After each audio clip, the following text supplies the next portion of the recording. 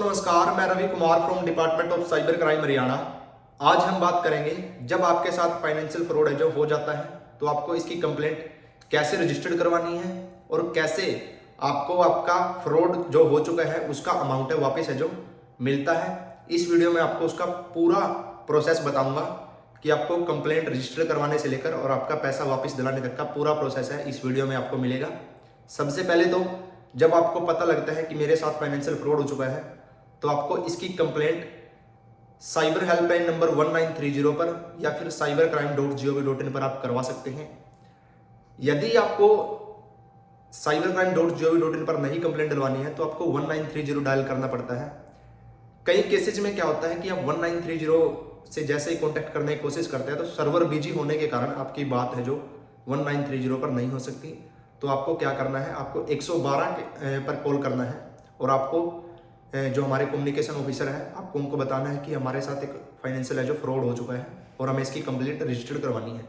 उसके बाद आपकी कॉल हमारे कम्युनिकेशन ऑफिसर के द्वारा साइबर में ट्रांसफर की जाती है और उसके बाद साइबर अधिकारी आपसे आपके साथ जो फाइनेंशियल फ्रॉड हुआ है उसकी पूरी डिटेल आपसे पूछते हैं। सबसे पहले तो आपके पास आपका अकाउंट नंबर है जो होना चाहिए जिस अकाउंट से आपने पैसे हैं जो ट्रांसफर किए हैं, और आपके पास डिटेल है जो बिल्कुल प्रॉपर होनी चाहिए क्योंकि कंप्लेंट जब आप रजिस्टर करवाते हैं तो आपके पास बिल्कुल एग्जैक्ट डिटेल होनी चाहिए। आपके पास जितने डिफरेंट आपने ट्रांजेक्शन की है, जितने अकाउंटों से आपने पेमेंट भेजी है, सारे अकाउंट्स और जितनी ट्रांजेक्शन करी है उनके सबके यूटीआर नंबर या ट्रांजेक्शन आईडी या रेफरेंस नंबर।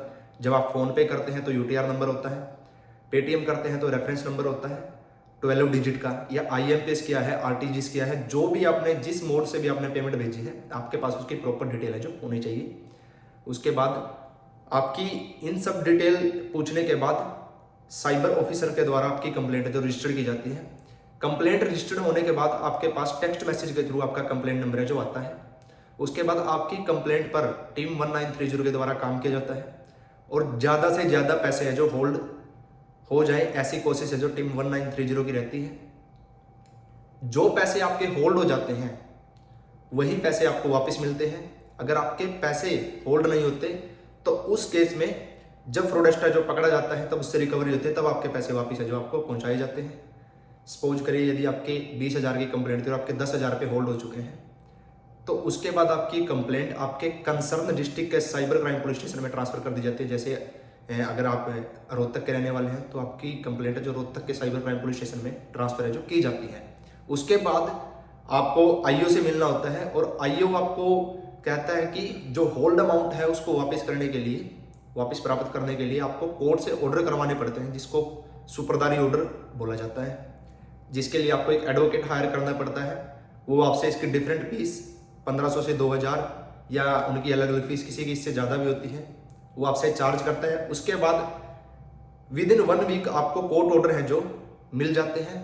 कोर्ट ऑर्डर जैसे ही आपको प्राप्त होते हैं तो आपके आईओ के द्वारा जिस अकाउंट में आपके पैसे होल्ड हैं, जो फ्रॉडस्टर का अकाउंट है, जिस ब्रांच में उसका अकाउंट है, उस ब्रांच के पास मेल करी जाती है कि इस एक्नॉलेजमेंट नंबर के तहत इस अकाउंट में इतने पैसे होल्ड है और ये पैसे विक्टिम को ट्रांसफर है जो किए जाएं, और उसके बिहाफ पर आईओ की मेल के बिहाफ पर आपको जो होल्ड अमाउंट है आपका वो आपके अकाउंट में वापस आता है। ये निर्भर करता है कि आपने कितना जल्दी आपकी कंप्लेंट जो फ्रॉड आपके साथ हुआ है और उसे कितना जल्दी आपने उसकी कंप्लेंट है जो 1930 पर रजिस्टर करवाई है। जितना जल्दी आप कंप्लेंट रजिस्टर करवाते हो उतने ज़्यादा चांसेस होते हैं कि आपको आपके पैसे हैं जो वापस मिलते हैं। इसलिए यदि कभी भी आपके साथ कोई फ्रॉड है जो हो जाता है तो जल्द से जल्द उसकी कंप्लेंट है जो आपको रजिस्टर करवानी चाहिए।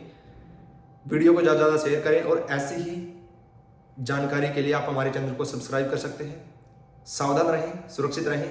जय हिंद।